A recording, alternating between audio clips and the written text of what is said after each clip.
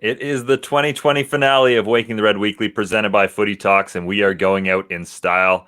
You might wonder why we are so dressed up this week, and that is, of course, because we are celebrating the third annual WTR Awards. Throughout this week's show, we'll be looking back at the year that was for Toronto FC as we hand out awards for different categories, including Best Goal Scored, Most Underrated Toronto FC Player, Worst Play, plenty more. Special guests from Waking the Red staff will drop in throughout the show to present and debate awards. We're just straight up asking for StreamYard technical difficulties at this point, but you'll have plenty of chance to have your say as well in the comment section, and of course over at wakingthered.com, where awards voting polls are now officially live. Michael, Jeff, how we doing?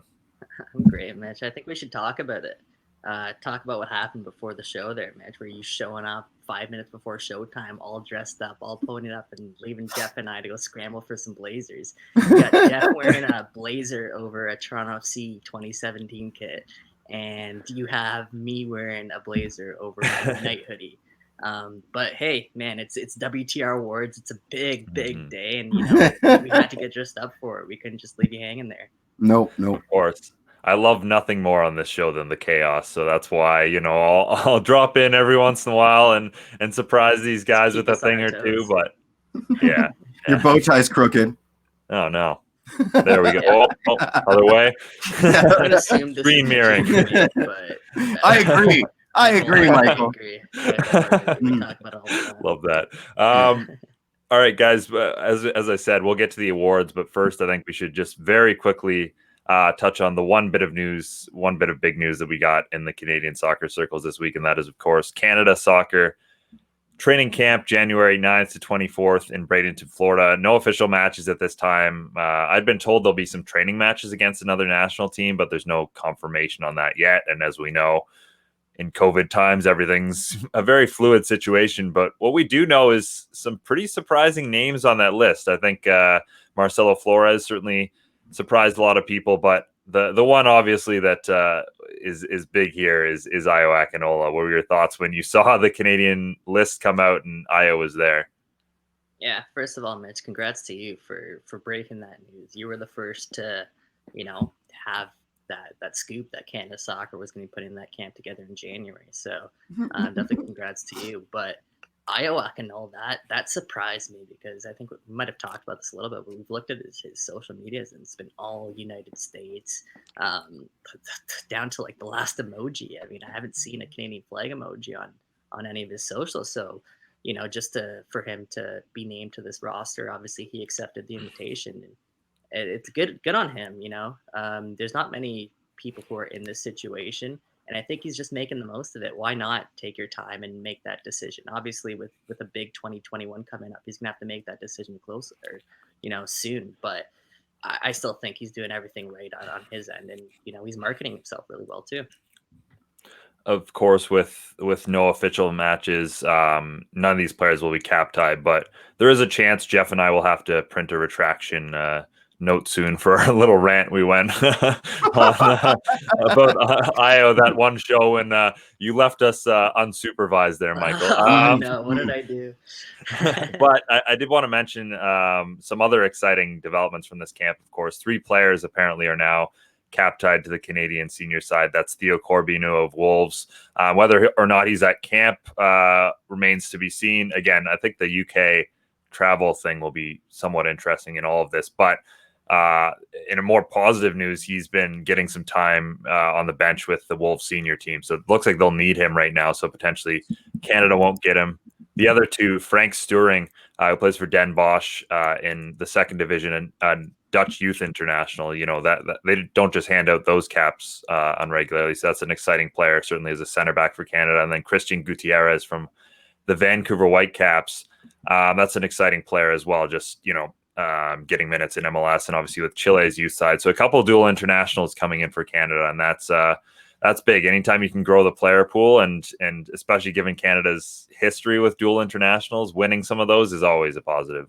Mm-hmm. This isn't their best, roster that they invited here to the January camp, obviously, because of it's in the middle of the North American season or European season and the North American off season.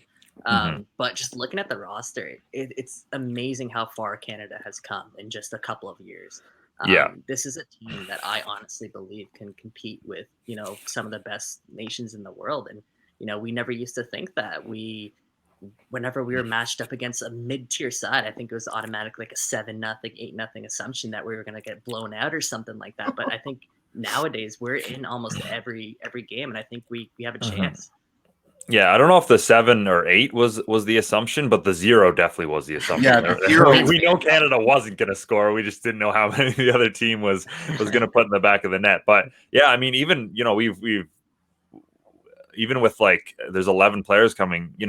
Dane St. Clair, Tajon Buchanan, Alistair Johnson. These are all players that we would have been very excited about a couple of years ago, and they barely have gotten mentioned going into this camp because there's all those other names as well. So a very exciting young group for Canada. All these guys are like under 23 as well. So Olympic potential as well, with Olympic qualifiers expected to come up in the next little bit. Also, more exciting news for Canada this week: a sweep in the Canadian Press Awards. Alphonso Davies winning Male Athlete of the Year, Christine Sinclair winning Female Athlete of the Year. So exciting there. Obviously, the CP Awards are take it or leave it. Everyone lost their mind when Toronto FC didn't win 2017 CP Team of the Year. Instead, it was the U19 Canadian basketball team, I think. So anyway, let's get to the more important awards, shall we? The Waking the Red Awards. Let's go. Very excited for these. We've got a ton of different categories, as we said. Let's start with the Danny Dichio Seat Cushion Award for Best Goal Scored. Oh, Jeff, you got the sting there.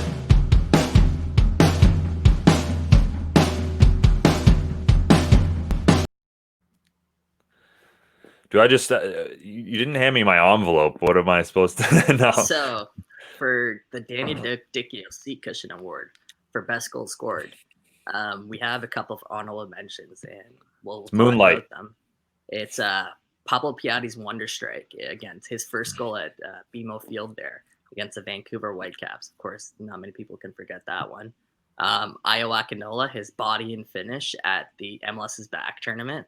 That was something else. Yeah, it was pretty disgusting, but there's only one winner, guys. Yeah, there's the consensus here at WTR, and of course, it was Richie Laryea magical run there against the Columbus Crew, and that was, I mean, we all talked about it at the time. That was one of the best goals I think we've seen in a while, and to see a team that doesn't have many players that have 1v1 capabilities, to see Richie Laryea come out and take on 1v3, that got us out of our seats, and in such a massive game too. I think Columbus was one of the Supporter Shield leaders at the time, or close to it at least. That was something special for sure. Do you guys have any memories of that, or any other goal you want to shout out? Everybody in my entire condo probably hated me because I was screaming go Richie at the loudest. In the loudest, I mean, I was squealing. That was one hell of a goal. Special. Like, yeah, it was super special. He clowned the entire Columbus defense on that one. It was just ridiculous. Yeah, not much to say. It's an easy favorite. Like, that goal was ridiculous. Sure. It was absolutely insane. We got a minute before we're scheduled for our first WTR guest. Yeah, let's do one more award before we bring in our friend Mark. Sure, yeah. Okay, I see. He's nodding along. So I did want to say we don't have highlights for all this because of rights issues, but Jeff will be performing all of these interpretive dance. So, Jeff, whenever you're ready, show us the Richie goal. Just give me 5 more jobs, Mitch, because I'm not violent enough. All right. That's true. I don't know why I didn't put that on Michael, but let's do one more award. Let's go the Paul Mariner Best Finish of the Modern Era Award for Worst Goal Conceded.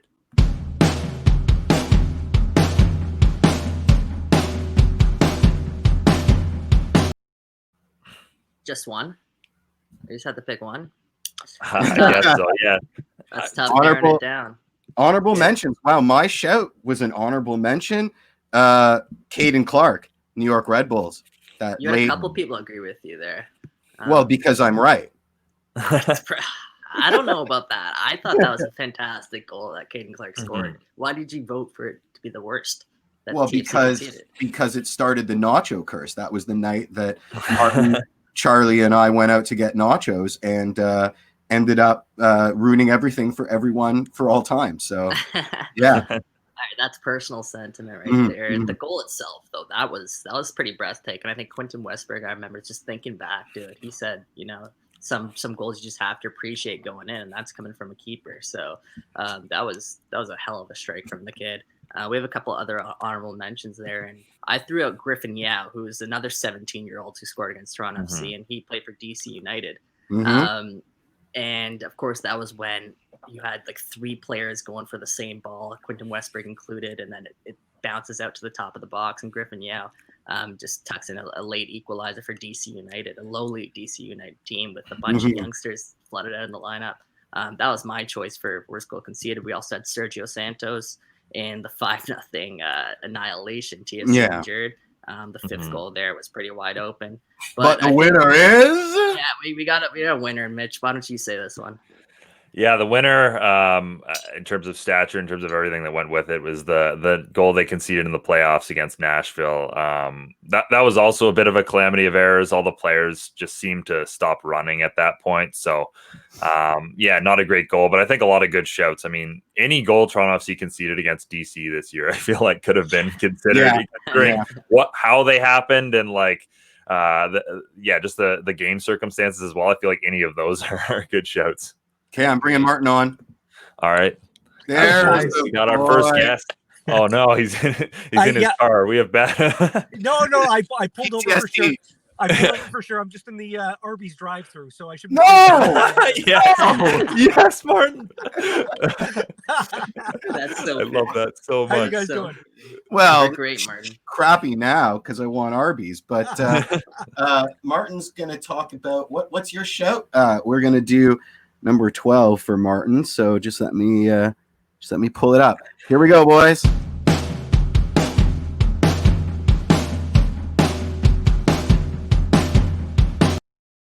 So yeah, Right, this is best the player. Torsten Frings Award for best player playing in a natural position.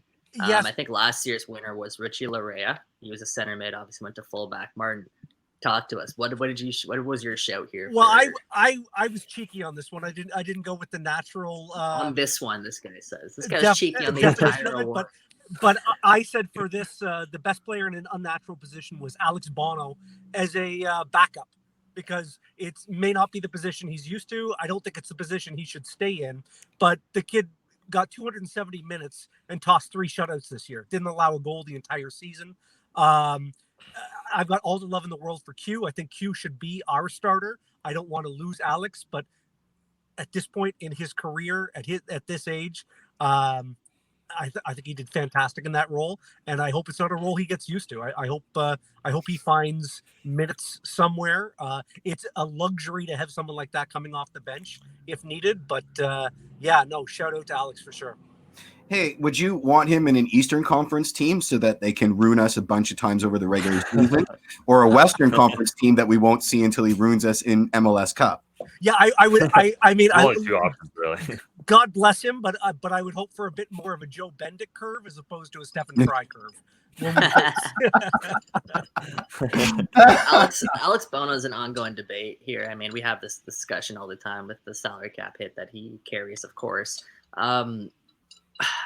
He talked about this a little bit this year, but he went on kind of it wasn't a loan, it was just a training stint. Yeah, he went out to train. Yeah, was it Burnley?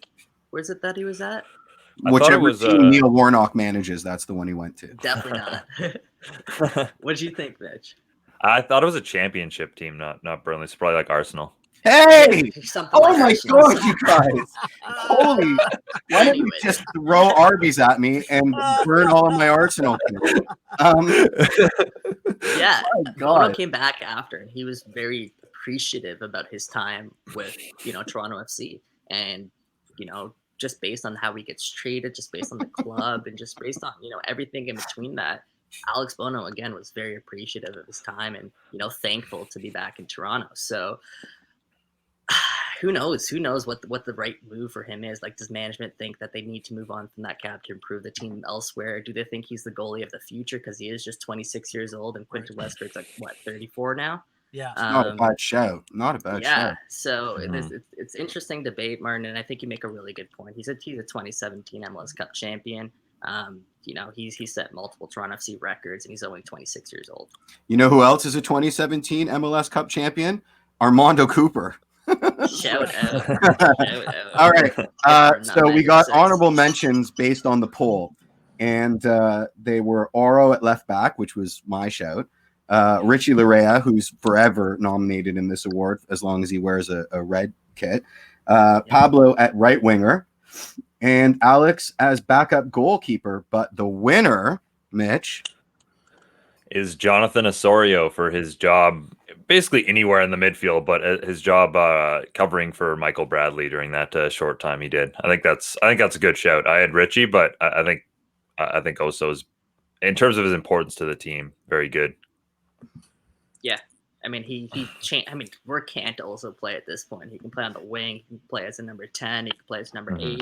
But this year, he obviously had to change around and play as that Michael Bradley number 6 kind of holding midfielder role. And he did fantastic when Michael Bradley was out. And it's like they never skipped a beat. So, I mean, shout out to Ozo for the job that he did this year. And was it shortly before that or shortly after that he missed a few games? And I mean, the team really felt. I think it was after that. Right? It was after that. After that run. Yeah. He also missed a couple before that too. Yeah, and the team really felt that loss in the creativity moving forward out of the midfield, right? Oh, huge. Do we want to talk about the Stefan Fry Award, or do we want to let Martin go because he's busy? Yeah, I think we're a little bit hard pressed on time here, but I appreciate you joining us, Martin. Thanks for having me on, guys. Yeah, we have a little more we got to get to, but enjoy your Arby's, Martin. I'll be watching the rest of the show. Nice tie, Mitch. Yeah, thank you very much. Yeah, Arby's not an official sponsor yet, but yeah, as we said, let's keep this moving here because we have a lot of awards still to get to. Let's do the Get Defoe out of here worst play of the year. All right, let me find it. This one I don't think is going to surprise anyone.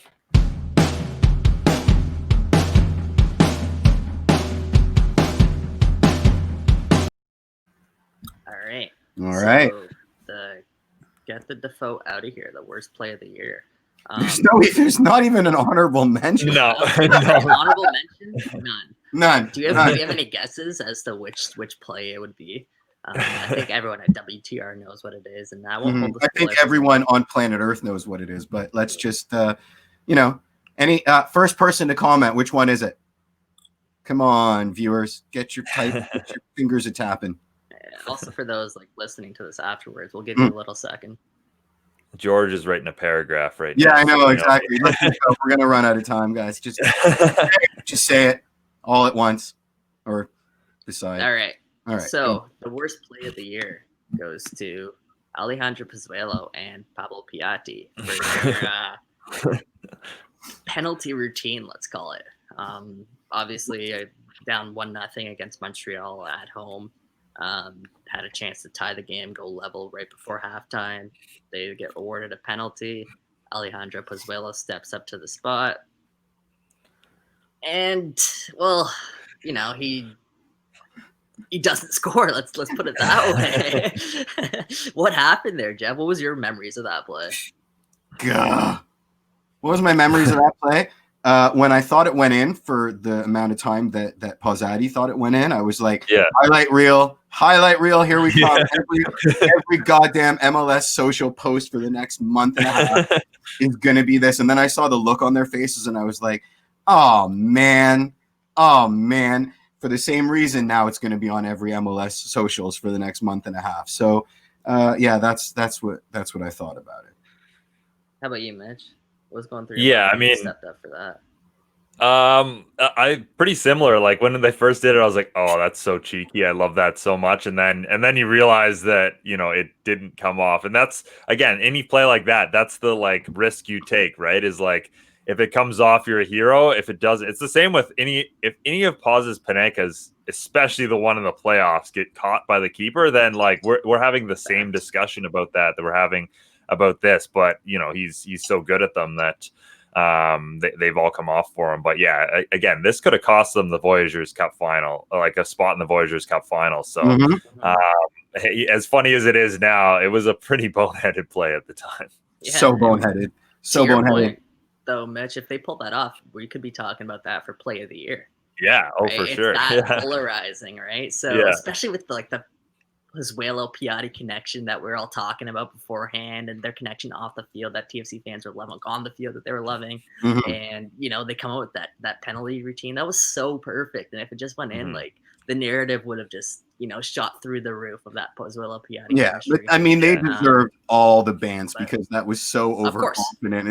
They knew what they're trying, and they know the risk Yeah. that they're assuming. When it doesn't go pay off, We're about 6 minutes late on Brady, and I can see him grayed out over here, and he's looking pissed. So I'm gonna bring him in. Oh, all right. All right. There he is. We don't want to piss Brady off. well, Right, Brady's, No, Brady's I- on I'm Newfoundland time, so Yeah, that's true. he's That's 30 minutes I ahead. just- Hour and a half, I guess. 2 Let's p.m. try- I just let's woke try and up, wipe so- that glare off Brady's face right now. So Yeah. All right, so I got Brady. He's going to be talking about the Tom Anselmi Best Front Office Achievement Award. So let me. Right.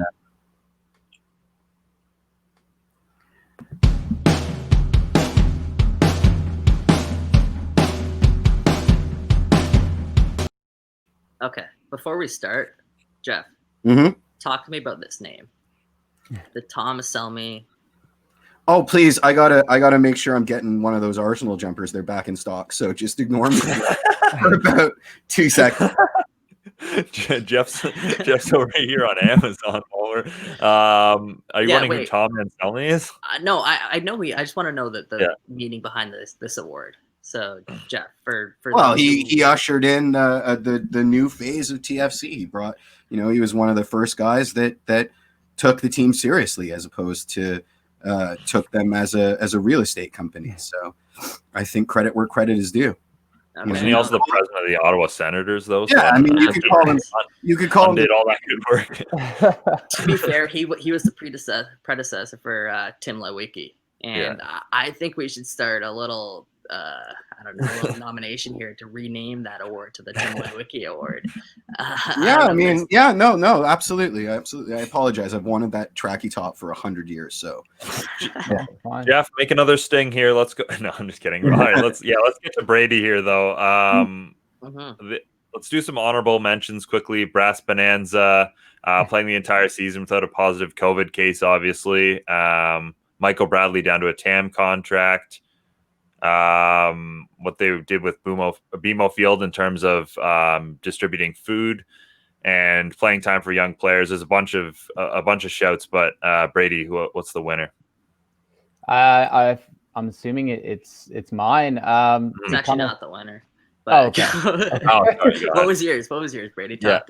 No, yeah. So it kind of works pretty well based on what we were talking about last week, and a lot of you guys had great shouts just with regards to stuff they did off the field and kind of away from soccer. But for me, like with everything going on, to still prioritize the young guys and make sure they're getting minutes, be it with the senior team in the USL and the CPL overseas, like I thought that was pretty important. And like, a lot of those guys, like we kind of touched on last week, are at a point in their career that's just like so important for development that you spend a year on the shelf and all of a sudden, like things can kind of take a turn for the worse. And so I thought that was huge. I mean, all the other shouts were huge. I just kind of tried to go a little hipster on this one, to be fair. Yeah. No, it was a great show, Brady, and especially with Toronto FC2, obviously playing out of competition this year, it was important for TFC to find a way to get their youngsters playing time. Yeah. And especially with this youth movement that we all believe is coming, it's even makes it even that much more pivotal. So definitely a great show by you. I would add that, considering what the state of the transfer market is right now, and considering that even big monster clubs now have to say goodbye to some players because they need to free up some finances, that loaning out also achieved something in that it opened up potential relationships both ways with some of these clubs.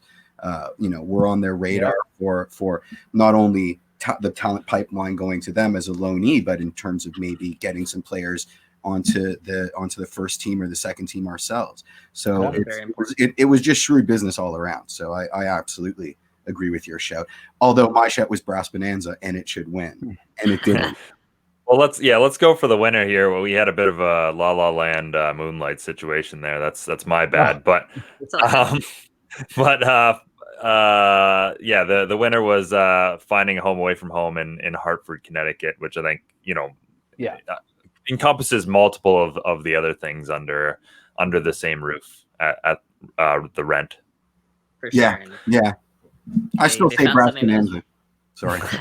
Well, that's sort of part of it. They found something that was really close to, BMO Field. And, we look at what the Blue Jays and how much, they struggled to find their home away from home. And, they got kicked out of Pennsylvania when they thought they secured a deal, and they ended up having to play in Buffalo. TFC from the get-go, they're ahead of the curve here. And they found a place what no other Canadian club did, their own place. Other Canadian clubs shared, their other home stadiums with other MLS clubs. And they found a place where other people were comfortable, and the team was comfortable. Greg Vanney himself said he would recommend it to the Toronto Raptors if they needed a place to stay. It was Hartford, Connecticut, because of, just how good of a fit it was. So I think it's fitting to, give the TSC front office the award for, finding the rent. All right. We should probably let Brady go here, because I think we'll have our next Matthew in the wings. Yep, exactly. Thank you so much for coming on, Brady. Thanks for dropping by. Thanks, guys. Thank you. Buddy. Thanks, Brady. All right, let's bring on Matt. Hello, Matthew.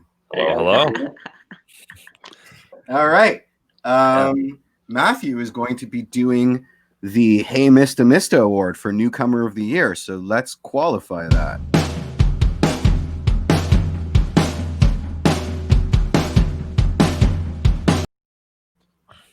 All right. So you guys know Brady. You guys know Martin. But a lot of people here, they're not going to know who this guy is. No. Matthew Wilson. He is the brains behind our social.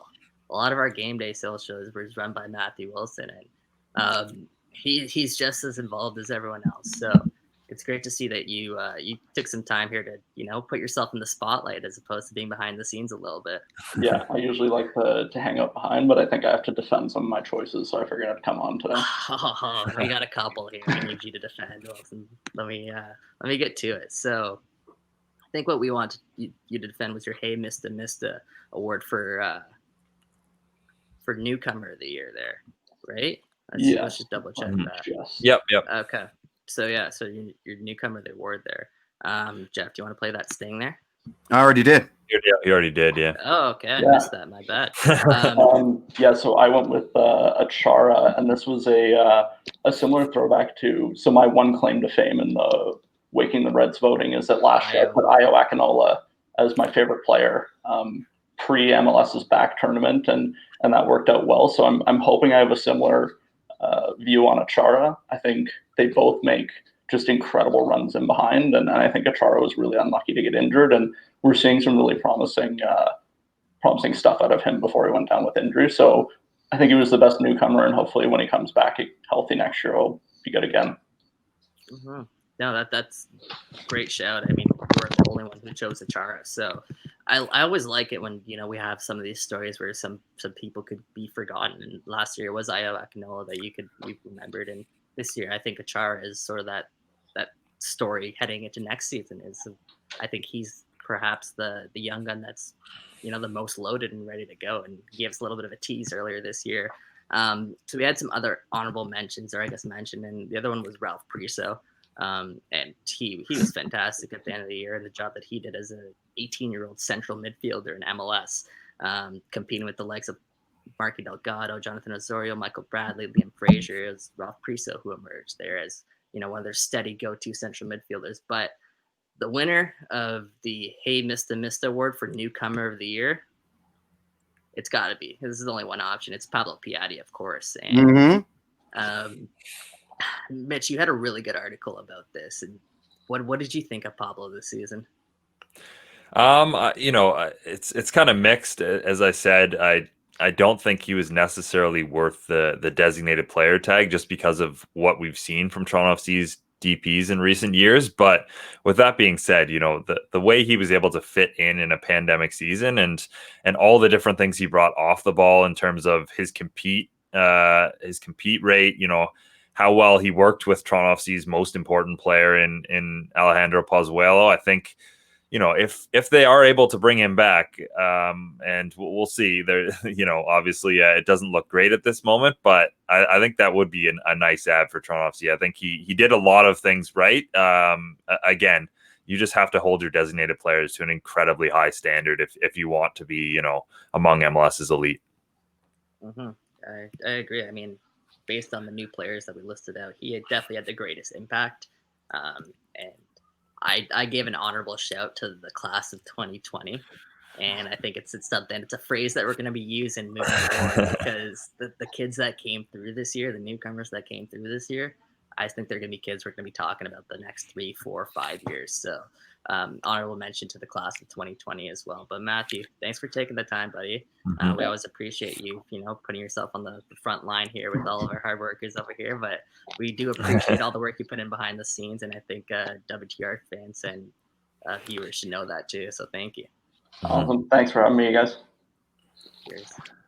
Thanks. I'm sorry. Yeah. I'm very unprofessional. All right, Jeff, we need to throw your phone out the window. Let's go. Yeah, what is this? Let's go. Yeah, Matthew, our Jaquil Marshall-Rudy made like 6 5-minute appearance this season, but very important part of their team and very big for the future of WTR. So awesome to have him on, make his debut there. I'll just have you know, my order is confirmed. That track market is mine. Anyway. I just hope I sent it to the right place, because let's move on now to the what is next year? The D Rose John Hancock Award for Best Goal Celebration. Gotcha.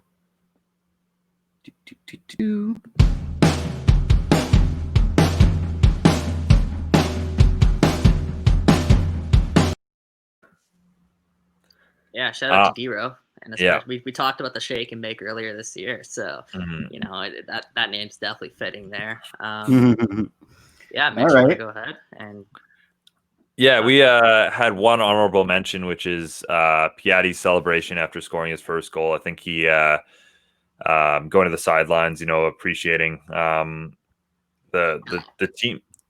Sorry, go ahead. Physio. Yeah, physio. That's what I was looking for. Yeah, Cello. Yeah. Appreciating all the work he did to get him back. Yeah, exactly. You know his name, don't you? Yeah, I learned it after that. I actually asked Piatti the question about it after, because I saw this out. I'm like, it's really interesting that a guy from Spain would just go run straight to the sidelines as soon as he scored his first goal instead of celebrating with his teammates. So I just was curious about that. And he brought up Cello and the fact that he was always supportive to Pablo, saying he was going to score his first goal. He's very close to a lot of the Spanish and Latin players at the club. So it's great to see someone behind the scenes get some spotlight there. And absolutely. But of course, there was only one right answer here. Yeah, And I feel like again, as much as we love D-Ro, this might have to eventually turn to the Josie Altidore Award, just because of all of his celebrations in a Toronto FC shirt, the shoe phone, all those different ones. But this year is hushing the crowd, saying "quiet now" to the 200 fans in Montreal. I mean, just another add to the derby that is, and obviously we have the T-shirt that are out there. Exactly. We made a T-shirt after. We made a T-shirt about it. There's only one winner. There's only one winner. I mean, that's as easy as pie. There's not a lot that are going to compete with that. I said the Pozzati special for the Bants, but that wasn't really a goal celebration as much as it was just fun watching. It was very entertaining. Great content there. Great content there too. What like both of them went from hero to zero moment, in like that moment where their faces changed from just excited raw. to like what? Yeah. It was so funny. Yeah, it was That was hilarious. classic. All right. Yeah, do we have a scene here? Oh, we do. Sorry, go ahead. Yeah. Let's bring him on now. Okay. Cool. What's going on, guys? Good. How's it going, it seems? Good. How are Nice. you? We match, buddy. We match. Yeah, there you Amazing. go. You guys coordinate that or what? Come Yeah. on. I think probably, Great. yeah. Great minds think alike. It's all good. Exactly. That's what I'll take. I'll take that. He's going to do the Victor Vasquez Flamenco Dancer Award for Best Play.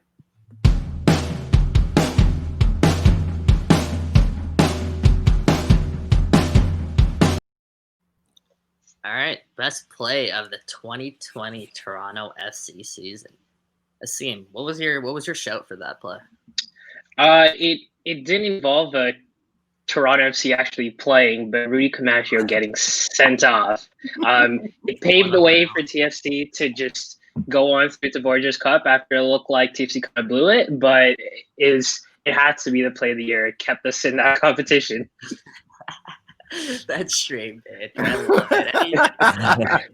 It's savage, but I mean, he's right. He's absolutely right. Rudy Camacho is like the best player we signed this year. You're not wrong. You're not wrong. So wait, what play specifically was it from Rudy Camacho though? Because I can think of like 3 or 4 off the top of my head that helped you. It's the inexplicably punching Freddie Montero in the knee, I think it was. Yeah. Why? But thank you. Yeah. Rudy Camacho, one of our own. Another one that I was thinking of was on that Josie Altidore goal. He actually Montreal had a free kick and he passed the ball straight to Nick DeLeon, who sent the ball. That took a touch and sent it right over the top to Josie Altidore to score the quiet now goal. So that was another one. He also scored an own goal.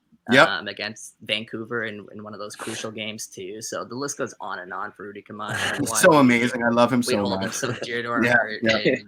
Absolutely. Pay him whatever he wants to play for anyone else. Yeah. If Montreal releases him, can we just write them and be like, listen, we'll pay his salary. Keep him, and start him all the time. It would be a serious investment though. Our academy is Rudy Camacho playing for another team. Yeah, exactly. What else? We got the Io hat trick. Yeah, that was an honorable mention. The Io hat trick. That was probably the most popular one. I actually didn't write down a winner for this award. I saw. It's so close. But another one I really want to talk about was, and this kind of maybe gets forgotten about a little bit, was. I think it was against Columbus. It might have been Philadelphia, but I think it was against Columbus where Chris Mavinga conceded a first half penalty or a first half own goal, actually. And TFC went down, and then into halftime, Alejandro Pozuelo goes to him. He tells him, "Hey, you've been really good for us this season. Don't worry, I got you. I'm gonna go score a goal. I'm gonna go get an assist, and we're gonna win this game." And lo and behold, second half he comes out, Pozuelo does those exact things, and we got to learn that story because Chris Mavinga tweeted about it after the game. So I think that was just one of the coolest stories I've heard from just being on the beat here, because you don't hear that stuff too often. You don't hear about those cool little locker room interactions that make the team so close, and I think that exemplified Pozuelo's leadership skills. That's a very good shout. It's a very good shout. I mean, it's Chris Mavinga, so I'm not sure how truthful it is. It might be embellished just slightly. I mean, but I'm sure Paz talked to him. I just don't know if he pulled a Babe Ruth and said, "I'm going to hit it out in those stands for you, kid." But we'll see. Yeah. No, anything that Chris Mavinga puts on social, we definitely have to walk around with. You got to sleep on it. You definitely got to sleep on it. That's for sure. You never know. You never know. There's not a Drake song about Alejandro Pozuelo scoring a goal and assisting.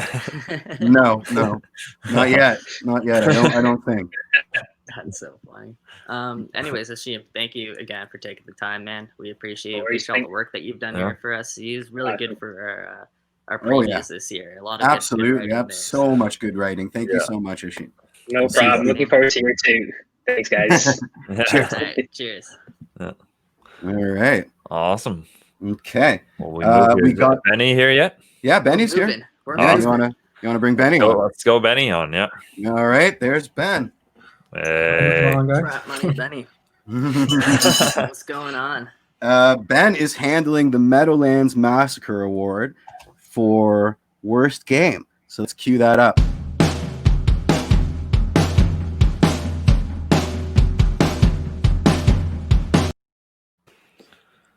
All right, Benny.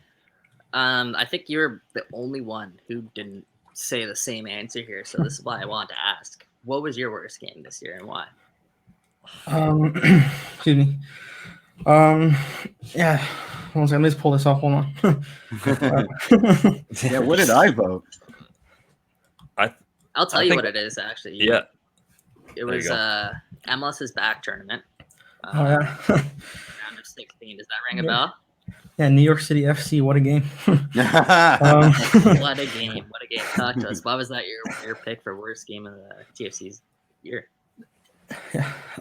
Toronto FC's had a lot of success against New York City FC in the past, and I think excuse me, a lot of people thought maybe they'll do it again at the MLS's back tournament, and also a lot of uncertainty about when they might come back and play more games after that tournament. They wanted to win that game. There's a Champions League spot on the line for the winner of that tournament as well. A lot of stuff riding on that game, and they just didn't put in the performance they would have wanted to put in. That was the game where Greg Vanney decided to give Jaden Nelson his first career appearance. Yep. First career start. Start. Official start. Yep. Against New York City FC in the round of 16. in a knockout game. Wasn't it also at 9 in the morning? Wasn't it also at 9 in the morning, Guy?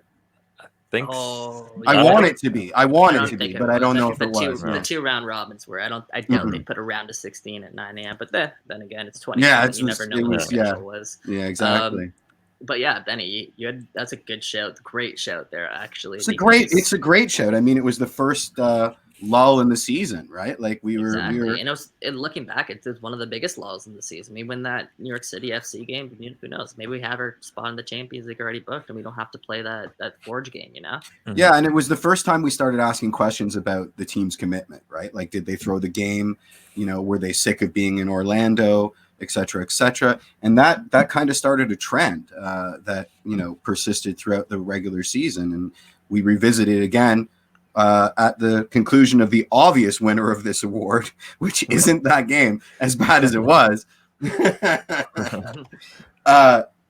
What was the winner of the Meadowlands Massacre Worst Game of the Year award? Because there can be only one. I'll give everybody one guess. Of course, it's the 5-0 annihilation at the hands of the Philadelphia Union. A big second place for his first place game. TFC's on a roll heading into that game, and you couldn't have had a more disappointing effort than they did. I think from that point on, TFC were kind of in sort of turmoil because they lost their identity after that because they were shaken. They were trying to find a way back to where they were, and because they beat Philadelphia. What's really disappointing is they beat Philadelphia like a month, or not even a month, less than a month early. Less than a month, yeah. And they had it was a supporter shield debacle right before that too, where everyone's talking about, I don't remember that at all. What are you talking about? Everyone's talking about the shield. TFC's talking about the shield, and then you go out and lay that egg against Philadelphia. That has to be the worst game of the year. 5-0. I think this. Yeah, I mean it sucked. They went back home for that week where they couldn't train for the second time, and it obviously had an effect. We had been treated. We talked about this endlessly, but remember those 2 comeback games versus Columbus and Philly, right? Those 2 games where we put in amazing second halves after like pretty underwhelming first halves and came up with dubs. And then, Philly within what was it? Within like the first 20 minutes of that 5-0 game, it was over. It was over. Yeah. So that's a good point. Yeah. I mean, like there was no, we couldn't even rest on our laurels of the second half comeback because we were done. We were cooked by the end of that first half. Thoughts on that, Ben? The fans made a difference too. Yeah, true enough. Yeah, that game was just miserable from start to finish. Like, as soon as the first one went in, you're like, okay, it's just one goal. And the second one in, the third one went in. Yeah, it just kept going. I know. It was a bad night at the office, that's for sure. Yeah, it was a horrible night. I mean, Alicia left. She's like, I can't watch this anymore. And then she, every time I was like, she's like, they scored again, didn't they? I was like, yep. And it's your fault for leaving. The one lone positive, of course, from that game is that Ralph Priso and Jaquil Marshall-Ruti both made their debuts. So we might look back at that game as the start of something. Again, the class of 2020, as Michael puts it, the start of that. But I do yeah, I don't think that's like the smallest of silver linings in a night of That's all otherwise they can just talk about after yeah. They wore shirts. It can't be all bad. Oh my goodness. It was terrible. It was such a bad game. Eerily My similar goodness. to William Dunn's MLS debut when they lost 5-0 too. It's just never great for the kids. I mean, at least they got run out at least. But Yeah. Yeah, And yeah. at least they came on when it was already 5-0 and they weren't like there the whole time for the 5-0. Like that's a Yeah. little bit less and at demoralizing. center back, But too. yeah, Yeah. that too. That'd be a That little too. worse. Fair And there enough. was no Aguirre Keche, so that's always I mean, that's like at least 8% better just by virtue of here not- comes Charlie. Here comes Charlie. Anyway, Benny, we should we'll let you go here. We have a couple of other awards to get to, Yep. but Thanks, guys. thanks so much for coming on again. We'll see you soon, Ben. Thanks, Benny. All right, I have completely lost my place, so you got to tell me what awards we're missing, and then I'll run them. Oh, we That's got it, all we right. got it. We got a few more awards to get to here before we wrap up. Let's go the Maxi Urruti Award for Most Underrated TFC Player.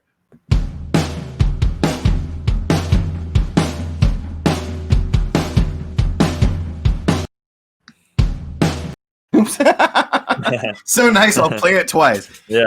Mm. Again, we're talking about award renamings, Jeff. I hope you're taking some notes on this. No, I'm just kidding. Well, I'm the one that suggested it. I suggested that we better rename this the Marco Delgado Award. Yeah, which I think is fair. I think that's an obvious choice for this because well, fill us in. Why did you pick Markey? I always pick Markey. I've never not picked Markey 3 years running. This is my winner because he's so important to the team in a really sophisticated way. And I don't want to be partisan or be the guy in the record store that's like my soccer IQ is better, blah blah blah. But it's what he does is so important. And because he's not a goal threat and because he doesn't make, astounding defensive plays, he's a glue guy. He's the middle flipper. And I think that's the definition of underrated. The team doesn't work without him. It's like he's an essential piece of the puzzle. And he does his work very, very quietly. And I think he's underrated because people still have it in for him for a certain missed sitter. About are you buying Arsenal track jackets now, Mitch? Is that what's happening down there? Because Maybe. they may be out of stock. I swooped in there, but No, great points, Jeff. And I think we saw how much TFC missed Marco Delgado towards the latter half of last season because I think he missed probably the last like 5-6 games, including the playoff game.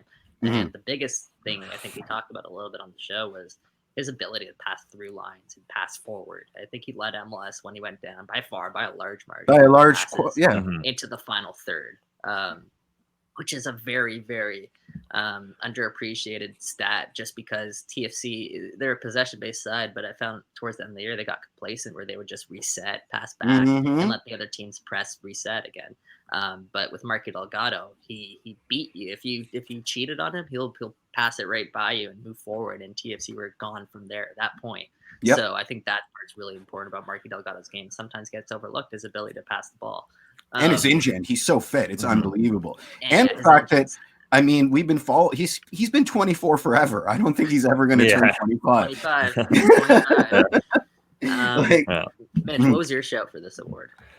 Unsurprisingly, I said Liam Fraser just because I don't think he got enough of an opportunity this year to show how good he is. Again, for a lot of similar reasons as Markey. This is a player who was up there in terms of ball advancement for Toronto FC.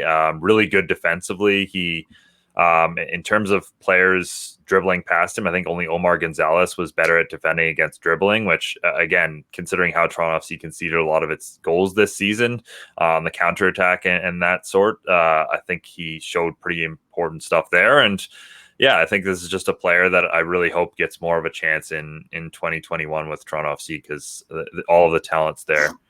At some point, I want to see that all-Canadian midfield with Oso and Ralph Priso. I feel like they would complement each other so well, and that'd be fun to watch. But we'll see. Maybe against Forge.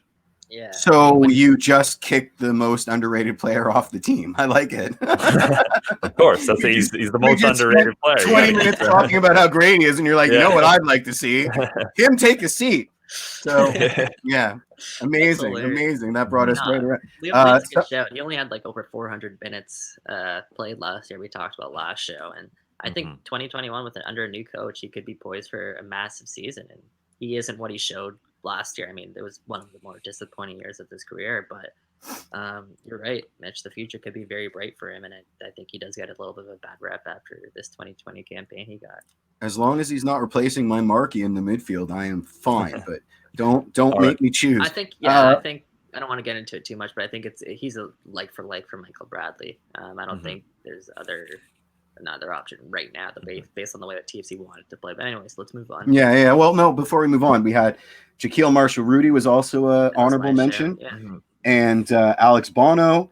I think it was Brady that called, or was it Matthew who lit a fire for Jacob Schaffel? I think it was Brady. I think it's just because it's a Maritimer, though. Brady wanted to. Oh, yeah, that's right, of course. Although I guess Brady's technically not a Maritimer. I don't think Newfoundland's part of the Maritimes, if we want to get technical with this. But at any rate, it's not part of the Maritimes? I don't think so. Anyway, we'll move on before we get into a very random debate that has nothing to do with anything we're doing. Let's go to Geography hour. Let me just make a sting really quickly. It'll be exactly. Let's go to the All For Me award for the most overrated TFC player. I gotcha.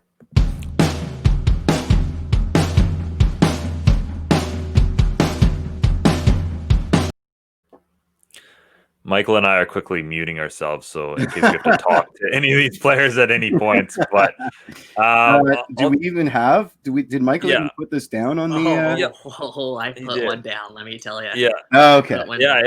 Michael, defend your shout, because I think a lot of us took the easy. It's pretty easy road out and taking Erickson Gallardo, because I mean. I don't know how you can really overrate a guy who at this point we don't even know where he's rated at all, or if he's rated. But you had you had the one that certainly caught my eye during that thing. Is it because it was right? Maybe. Yeah. So I mean, most overrated Toronto FC player after this season, 2020, in my opinion, is Josie Altidore. He gets paid in a tremendous amount. He scored 2 goals last season in 15 appearances. For someone who is a designated player, for someone who's expected to score, a prolific amount of goals for this club, he just didn't do the job for me in 2020 and 2021. I mean, who's to guarantee that Josie gets back to that 2017 form of himself where he was, moving left, right, and center? And I think the biggest problem for me right now is his movement. And as long as he carries around this designated player tag, as long as he, he's one of the greatest, or the greatest Toronto FC striker to ever play for this club. So I don't want to. That's inarguable. You're right. Yeah, 100%. I don't want to, get out of the line here, but. Moving forward, if he's a designated player on this team and he's banging in 2 goals a game, you're overrated. If TFC need more goals, and you're supposed to be the striker who's scoring goals. It's just there's a lot that doesn't add up there. And look at Columbus heading into the new season. They've got Zardes as their top, their starting number 9, and who's his backup now? Bradley Wright Phillips. I mean, the league is definitely I think the last major holdout for having a proper number 9 was SKC. Their fan base was screaming for it for decades, and then they finally went out and got one. And some teams now have 2 quality players. Would I trade Josmer for Bradley Wright Phillips right now? In a heartbeat. And I hate saying that. I hate saying that. Yeah, that's right. They're not even paying BWP DP money, and he's going to bang in 10, 12 goals this year because he always does. Again, it's the same discussion as with Piatti. You have to, the way that this league works, you have to hold your designated players to a higher standard than the rest of the roster. And it's the same thing. They needed more goals from their DPs this year, and one of them put up those goals and 2 of them didn't. So that's the discussion we're having right now. Piatti had more goals than Josie. For sure. And way more goal involvements. Yeah, absolutely. If I were to pick a designated player next season, I I'd probably rather have Pablo Piatti on my squad than Josie Altidore, honestly. That For a depends. DP, I mean, yeah. Io's injury history is worrying. I mean, he's Josie-like in a great many ways. So once again but we've got Achara, and he also needs to be a proof of concept. I just find it funny that being a DP in MLS is like being a coach in a Champions League European team. Like, you're always on the hot seat unless you're just banging them in or invaluable to your team or winning MVP awards. You may not last a year in this league as a DP now, which is pretty fantastic when you think about it, right? Like, there's the stagnation aspect of this wonderful, wacky league of ours is getting lesser and lesser and lesser all the time. And I think, honestly, if TFC could move on from that contract, they probably would, with just having as little ramifications as possible. There's a lot you got to consider. I mean, he is a club legend. The cultural aspect, I think, is something to consider. It's massive, right? Yeah. But just specifically talking about on the field, what Josie Altidore brings for his price tag, I think you got to say he's overrated. Some other honorable mentions, though. Go ahead, Jeff, before we do that. What do you think it does to recruitment overall if we buy out a $6.5 million contract? I'm just throwing that out there. What is that? I don't think it does much. I think, if anything, it probably signals something good because they're giving younger players more opportunity. Okay, so if I'm a big player and I'm going to be Josie's replacement, again, this is totally hypothetical and I'm making this up as I go, so correct me if I'm wrong. But as a player, would you be cool with knowing that you're signing to a club that when you've outlived your usefulness, they have no problem dropping millions of dollars to get you off the roster? Well, that's how soccer works. You're getting that money, and you're getting double it then whenever you sign that new contract, right? So, I mean, I don't really feel bad for Josie Altidore if he gets bought out by TFC, because they're going to give him $9 million. And then you're like, okay, go. Can I get bought out by TFC? Go sign a new contract somewhere else. Yeah. So, I mean, I don't think any player would take that personally. I don't think it would affect recruitment. Well, thanks for listening to my TED Talk because, I mean, it was a question. All right. It's fair question. Sure. Cool. We have two more awards to get to, so let's rattle them off here. Okay. The Downsview to Downtown Award for Best Canadian Player. Here it comes, boys.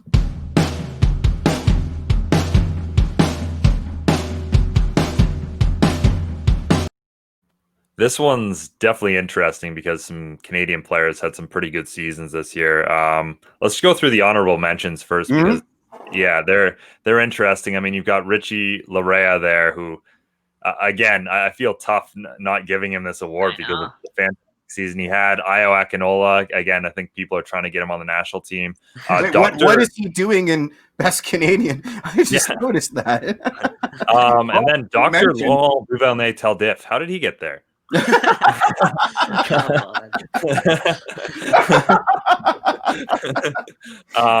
yeah, I think we'll boil this down to Richie versus our winner Oso. And I think we'll just say nice things about both of them because I think that's kind of fair. Jonathan Osorio, obviously we talked about a little bit, but just his ability to adapt and step up and grow as a leader off the field as well as on it too. Like this game, at a certain point, the game started to move through him, like it did with Michael Bradley, where he would come in and he'd collect possession.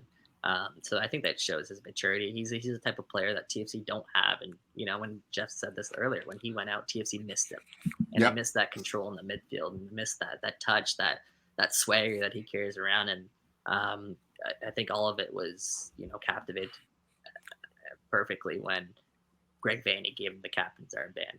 And we heard some people talk about him afterwards, and Michael Bradley namely, and saying, he's a Toronto boy and no one knows what this means better than Ozo. And it just, the amount that he's grown in every regard in 2020, I think Jonathan Osorio is a fair show for the Canadian Player of the Year.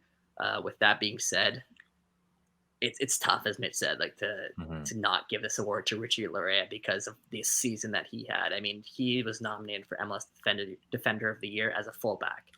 He played left back, right back, left wing, right mid. Like name it, just Lair probably found himself there this season, and he performed outstanding at each different position. He's one of the few players TFC have that can take people on 1v1 or very good at it. He's different. And the 2020 that he had, he grew so much, even after the 2019 that he had, which we thought would be tough because he was so good in 2019, but he took that even further step forward. So both of those guys are great shouts. But yeah, I agree. We have to side here a little bit with Ozo just because it's his year. Yeah, it's his, I'll say that it's his year, and I think the center of the park there in TFC was really important to really important. I mean, we thought Liam was going to step into Bradley's role, and it turned out that it was Oso that did. And I mean, the utility year over year, the evolution year over year, the comfort year over year. He's always adding to his skill set. He's always impressing. It's unbelievable, but the man just can't put a foot out of place these days. It's ridiculous. Yeah, no, great 2020 for Ozan. Hopefully he builds on that next season. I know we have one more award to get to, but I want to start a new award, boys. All right. I like it. Yeah. I think we should start giving out a Young Player of the Year award. All right. And I think to qualify for this, just strictly under 22, you have to be on the first team, and you've had to obviously have played some games. So with those three conditions in mind, who would you guys have as your Young Player of the Year in 2020? It's a pretty easy one. I'd say it's Ayo Akinola. Yeah. I mean, I think Ayo hasn't probably gotten enough love today in terms of what he did this past season. This is one of the most exciting players on Toronto FC in terms of his ability to get in behind, to beat players. The smart runs he makes. Again, that was something, that was the biggest thing that was missing when Ayo Akinola wasn't on the field, was even if he's not the one getting the ball after his runs, he makes those runs that just open it up for teammates. So, 100%. Seeing a confident Ayo Akinola this year was incredible. And I'm so excited to see what he does next year because, again, this is a player that could be in Europe in 2 to 3 years. Well, what did you say about the play that was up for, I think it was a runner-up for best goal, where he was just so smart to play that 50-50 battle and hope that he's not going to get the foul because the refs are on his side because of how big and powerful he is and the way they're willing to give him the benefit of the doubt.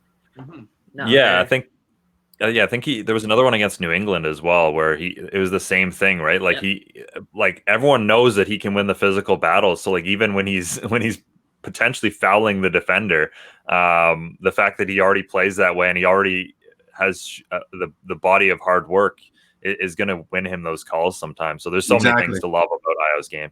Yeah, I agree. I mean, that was when you mentioned that, I started looking out for it, and I know he's just so crafty. He's just so shrewd. And once he knows he's got the official on his pocket, he's maybe unplayable. Some honorable mentions too. Jaden Nelson, he had a great campaign. Ralph Priso, of course. Liam Fraser, if you could throw him in that mix. Even throw a Chara in that mix. Obviously, he didn't have the sample size to really warrant the award, but he's on the radar at least as a youngster coming up. Schaffelgod. Schaffelberg's in the mix. Again, Jaquil Marceruti would have to be involved a little bit, but I think we can all agree that Ayo Akinola was Toronto FC's youngster of the year. Question. Without question. He finished fourth in the MLS's Young Player of the Year award, so he should be our Young Player of the Year. He also led MLS in goals per 90, and he also sat on the bench for TFC's first lap. Well, I like it. Next year, 4th annual, we have a Young Player of the Year award, and we got to figure out a clever name for it, which I of course. There we go. The class of 2020. There you go. All right, let's do our final award here. Let's end it on a happy note. It's the Miracle in Montreal award for best game. Gotcha.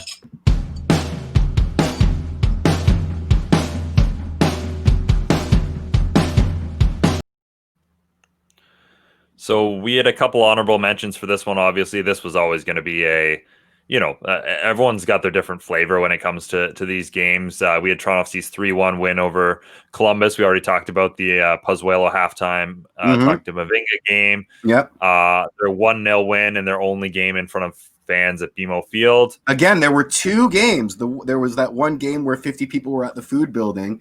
That counts as fans, but I'll agree. This one had actual fans in actual seats. So then their 3-0 win over Vancouver in August. But the winner for this one was the 4-3 win over the Montreal Impact at MLS's back. That was just a chaotic game. I mean, that was the most Montreal-Toronto game of this year, and usually if Montreal and Toronto have a great game, it's going to be the best game of the year for Toronto FC.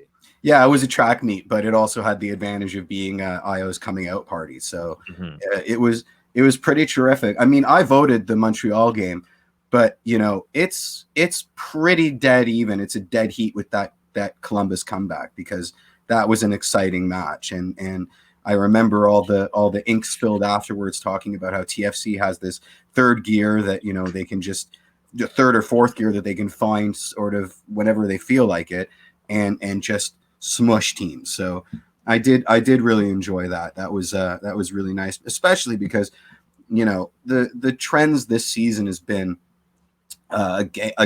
two games basically, like a game played in 2 halves, right?